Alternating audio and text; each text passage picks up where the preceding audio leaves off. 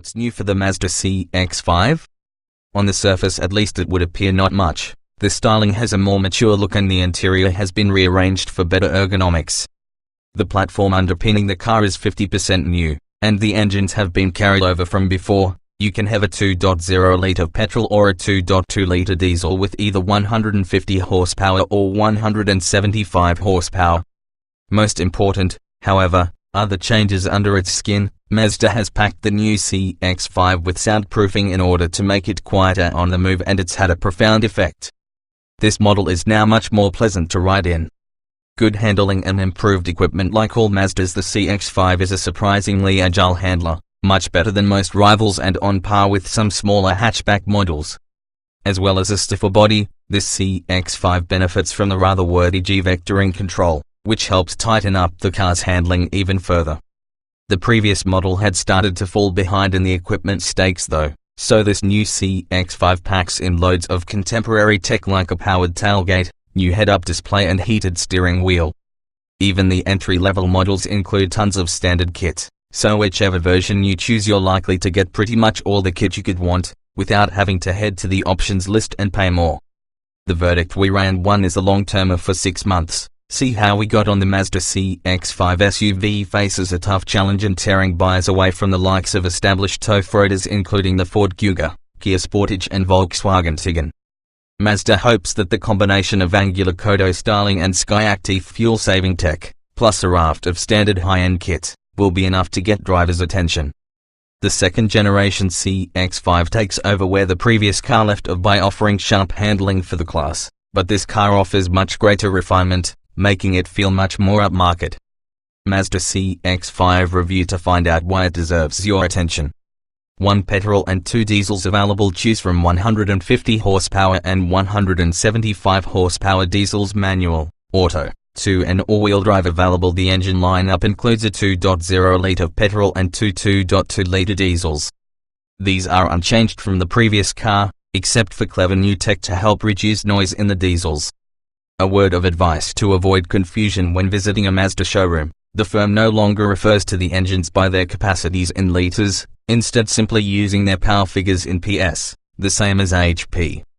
Petrol engine: there's only one choice here and it's a Skyactiv G165 PS, 2.0-litre, motor, with 2-wheel drive and a manual gearbox.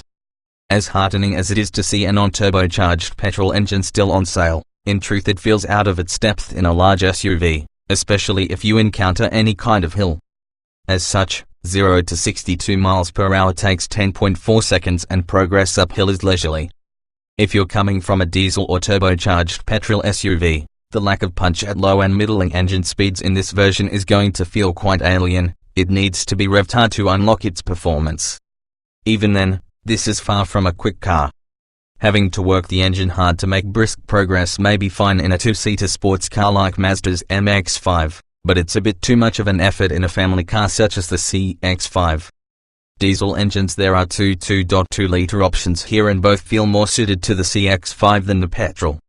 Things kick off with a Skyactiv D150 PS unit, the projected bestseller, and it's available with both 2 or 4-wheel drive, and a manual or automatic gearbox.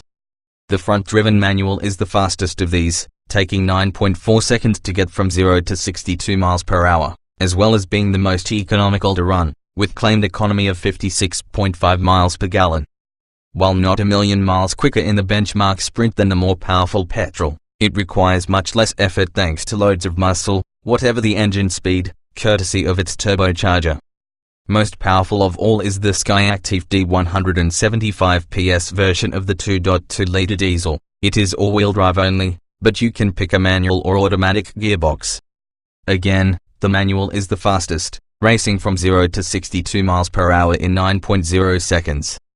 The difference between this and the lesser 150 horsepower model may sound small, but the 175 horsepower model feels much faster in reality, with the engine offering a very broad spread of power. Gearbox is 2 choices here, manual and automatic, and both come with 6 speeds. The petrol engine is manual only, but the diesels can be had with either box. The manual is typical Mazda, reasonably tight and accurate throws with a mechanical feel that makes it more satisfying to use than an SUV deserves to be. especially with the more powerful diesel under the bonnet. Impressions of the automatic alternative are good. Shift across into manual mode and the lever becomes a sequential shifter, downshift by pushing away and upshift by pulling towards you. It might not sound like much, but Mazda is one of the few manufacturers that does this correctly. Most others have up and down shifts in the opposite direction, which is far less intuitive when on the move. More fun than you'd expect from an SUV. Good steering and high levels of grip. Slick tech makes CX-5 sharper in the bends. Driving enjoyment is Mazda's calling card, and for the most part the CX-5 falls into line with the manufacturer's current run of satisfying steers. It doesn't deliver quite the same enjoyment as the company's smaller hatchback and saloon models, but you wouldn't expect it to. This is a tall and comfortable family crossover, which cannot escape the laws of physics. Innovations this time around include improved steering and braking plus a 15% stiffer body, allowing for more comfortable suspension while maintaining handling ability. Where the CX-5 shines is when turning into corners. The Mazda responds neatly to turns of the nicely weighted steering, aided by the new to this model G vectoring control. Don't worry about how this works, just know it improves the dexterity of this large SUV, making it feel more nimble. There's a bit of body roll, but it's well controlled, with no wallowing, and mid-corner the CX-5 demonstrates huge and balanced grip levels, especially in AWD models. The heavier 175 horsepower AWD diesel feels weighty around bends, but in a confidence-inspiring manner, and goes exactly where you point it, with more precise steering than the front-wheel drive 150 horsepower version, which has slightly vaguer steering. Put the steering to one side and the front-driven CX-5 feels more agile when powering out of corners, oddly, where it just grips and goes. In AWD cars there's a slight delay, which you can minimize by pressing the accelerator earlier than normal and leaning on those huge traction levels. Entry-level SAL-NAF models with smaller wheels and more rubber between you and the road feel softer and the steering less precise. That extra rubber does mean it is smoother over bumps, though. Sport NAF trim makes interior feel a class above rivals. Great hatchback-style driving position adds sporty feel. Distinctive interior is stylish but remains easy to use. The first Mazda CX-5 boasted a much nicer cabin than its mainstream rivals, with a spot-on driving position and BMW iDrive aping infotainment system, controlled with a dial in the central tunnel, rather than a distracting touchscreen, as with many rivals. Material quality is good in all the places you naturally look or touch, but there are still some harder plastics in hard-wearing areas. Meanwhile, Sport NAF models feel a substantial rung above SAL-NAF trim, so much so that it moves the CX-5 from being a value-oriented Kia Sportage rival to being able to stand alongside the pricey Volkswagen Tiguan. Changes for the new model include silver highlights on the doors and dash, which are aligned horizontally with the center of the steering wheel, giving the interior the illusion of greater width. High-spec models benefit from attractive wood trim and soft leather padding on the lower dash, but cheaper cars have hard plastic you can bang your knee into. Interestingly, the head-up display is now projected onto the window screen rather than a piece of plastic, which looks a lot nicer. The center console is higher than before, bringing the shift lever closer to the wheel, itself a new design, and the two armrests are now at a similar height so you don't have to sit wonkily anymore. As a result, you can adjust the seat to make it feel like you're sat in a tall hatchback with a laid-back position, rather than the upright stance needed when driving many SUVs. Much improved interior refinement. Good ride quality considering road-holding redesigned seats up to the longest journey. Here's where Mazda reckons it has made its largest improvements: the low amount of noise, vibration and harshness demonstrated by the CX-5. The key here was to allow all passengers to easily hold a conversation at speed. As such, you get a thicker windscreen, new door seals, tighter panel gaps and additional sound deadening. This reduces the level of tire and wind noise, the latter being the downfall of the last CX-5, and the result is a hushed and comfortable cabin, in fitting with Mazda's aim to make this model a more mature proposition.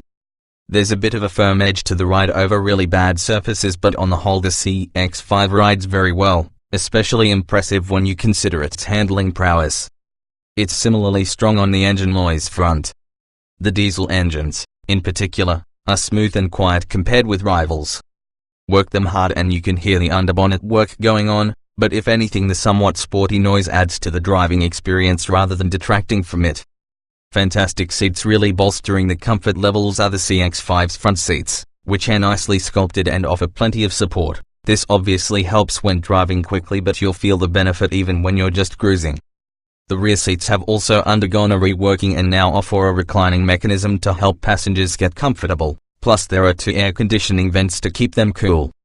An armrest, which folds away into the middle seat, which is reasonable to sit in as long as you don't mind straddling the tall center console, hides 2 USB ports and heated seat controls, depending on specification, of course.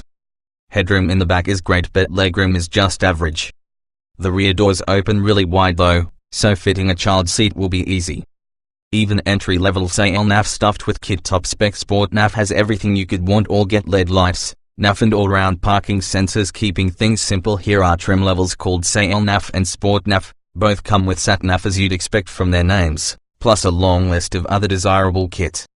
Standard Mazda CX-5 SUV equipment. Kicking things off is the base spec SAIL nav, which is normally the upper middle trim in other Mazda models, and as such it comes with loads of kit. Externally you get 17-inch alloys, LED headlights, including daytime running lights and front fog lights, power folding door mirrors and privacy glass. Inside there is black cloth seat trim with height adjustable front seats and reclining rear seats, a leather-wrapped steering wheel and knob, plus auto-dimming rear view mirror and electronic parking brake. Gadget-wise you get a stop, start system, auto lights and wipers, adaptive high beams, front and rear parking sensors, dual zone climate control, cruise control with speed limiter, sat-nav, DAB radio, Bluetooth connectivity, and 7.0-inch color touchscreen with a control dial for the multimedia system. Upgrade to Sport nav and you get quite a bit more equipment, including 19-inch alloys, reversing camera, a powered tailgate and leather upholstery. The seats are upgraded to powered items, 8-way on the driver's side, 6-way on the passengers, and the front chairs are heated, as is the steering wheel. A head-up display is added, as are traffic sign recognition, keyless entry, and a premium 10-speaker Bose surround sound system. Optional Mazda CX-5 SUV extras. Seeing as the top-spec CX-5 is already very well equipped, there aren't a huge amount of things you can pay to have added, save for metallic paint, a different leather trim, and a safety pack, which we've explained in the safety section. Finally you can pick adaptive cruise control, which now works all the way down to a standstill. New front-facing camera unlocks safety features, better adaptive cruise control plus emergency braking, 6 airbags and new LED headlights complete the mix. Euro NCAP crash tested the second-generation CX-5 in 2017, awarding it a full 5-star rating, with an impressive 95% score for adult occupant protection. The big news here is the addition of a front-facing camera, plus the existing radar, to bolster the safety features offered by the Mazda CX-5. Adaptive cruise control can now work down to a stop, while adaptive LED headlights are brighter than the norm and automatically dip to avoid dazzling other drivers. Autonomous emergency braking and traffic sign recognition can also be specified for the first time in a CX-5. There's also a lane keeping assistant, departure warning plus blind spot monitor and rear traffic alert. Other more conventional safety systems include anti-lock brakes, dynamic stability control, traction control and hill start assist, plus 6 airbags. More space for smartphones and plenty of charging points. Plentiful rear seat storage with neatly hidden USB ports. Larger boot than previous model with 506 1,620 liters on offer inside the car. Several revisions have been made to accommodate smartphone and tablet charging. The storage spaces in front of the gear change and the box under the driver's elbow are both larger, while the latter features a tray to hold your phone above any tins of travel sweets or loose change. There are 2 12-volt sockets in the front plus a USB socket and a pair of cup holders, and the glove box is now big enough to fit a 10-inch tablet device inside. In the back you get 2 reasonably sized door pockets plus an armrest in the 5th seat back that neatly conceals 2 USB sockets and heated seat controls, depending on specification. Magazine-sized pockets are also stitched to the front seat backs.